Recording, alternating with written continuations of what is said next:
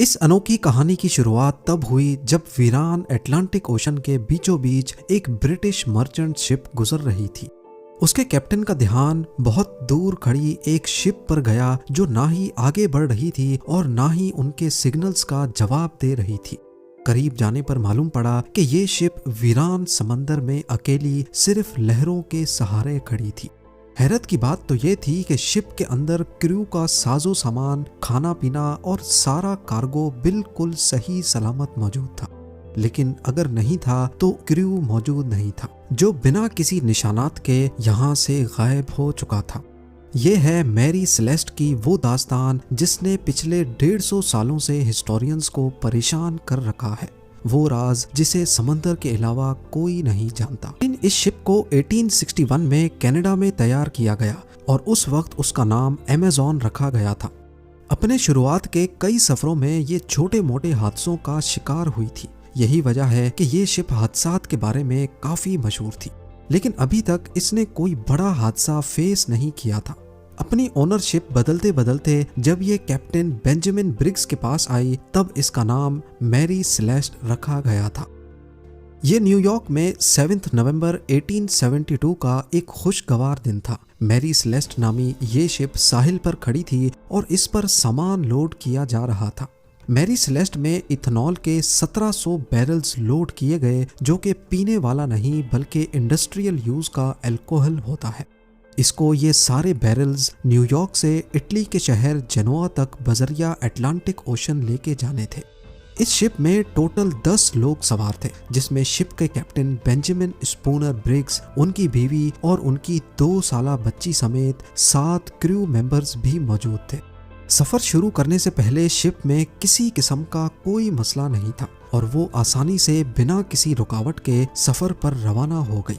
ये सफर करीब 7500 किलोमीटर लंबा था और नॉर्मली उस दौर में इतना बड़ा सफर करने में कई दिन नहीं बल्कि कई हफ्ते लग जाते थे। याद रहे कि तब जीपीएस या एडवांस्ड कम्युनिकेशन डिवाइसेस भी नहीं होती थी जिससे कैप्टन के साथ राब्ता बनाया जा सके। मैरी सेलेस्ट को न्यूयॉर्क से निकले 3 हफ्ते गुजर चुके थे और मामूल के मुताबिक कई हफ्तों के बाद अब उसकी जेनोआ के पोर्ट पर आमद का इंतजार बढ़ता जा रहा था। लेकिन इतने वक्त के बाद भी मैरी सेलेस्ट का कोई अता पता नहीं था। यहाँ तक कि मैरी सेलेस्ट के बाद न्यूयॉर्क से निकली दूसरी शिप्स अब जेनोआ तक पहुँचना शुरू हो गई। अब परेशानी बढ़ती जा रही थी कि आखिर मैरी सेलेस्ट इतने हफ्ते गुजर जाने के बाद भी मंजिल पर क्यों नहीं पहुंच पाई। मैरी सेलेस्ट के रवाना होने के 10 दिन बाद एक और ब्रिटिश शिप को भी न्यूयॉर्क से निकलकर इसी रूट से होते हुए जिब्राल्टर तक जाना था। ये डिग्राटिया नामी एक ब्रिटिश मर्चेंट शिप थी जो कई हफ्तों के बाद 4 दिसंबर 1872 को एजोर्स आइलैंड के करीब पहुंची थी। ये समंदर का वो हिस्सा है जहां नीले आसमान और समंदर के अलावा कुछ दिखाई नहीं देता। वहां शिप के कैप्टन को बहुत दूर समंदर में एक शिप खड़ी दिखाई दी।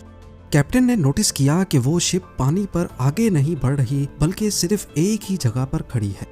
समंदर के इस हिस्से में ऐसा मंजर देखकर कैप्टन को शक हुआ और उन्होंने उसे दूर से ही कई सिग्नल्स भेजे, लेकिन जब आगे से कोई रिप्लाई नहीं आया तो कैप्टन ने उसके करीब जाने का फैसला किया।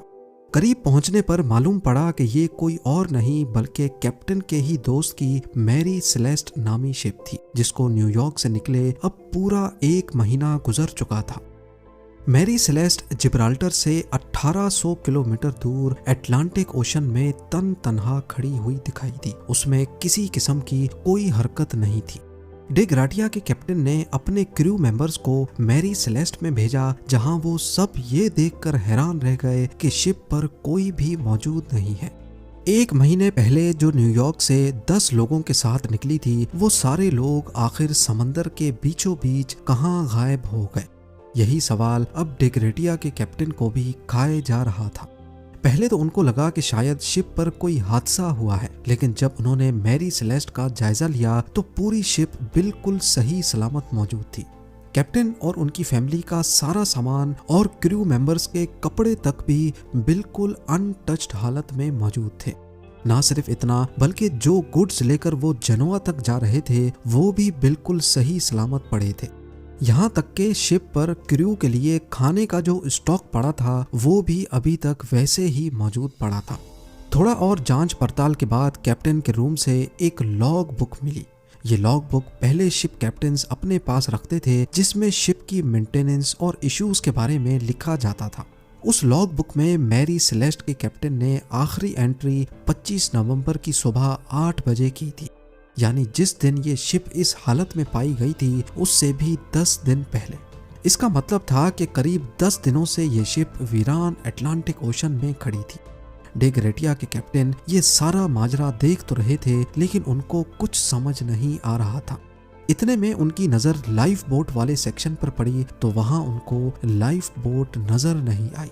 इसका सिर्फ एक ही मतलब हो सकता था कि जरूर शिप पर कुछ हुआ था और सब लोग अपनी जान बचाकर लाइफ बोट में कहीं भागे हैं।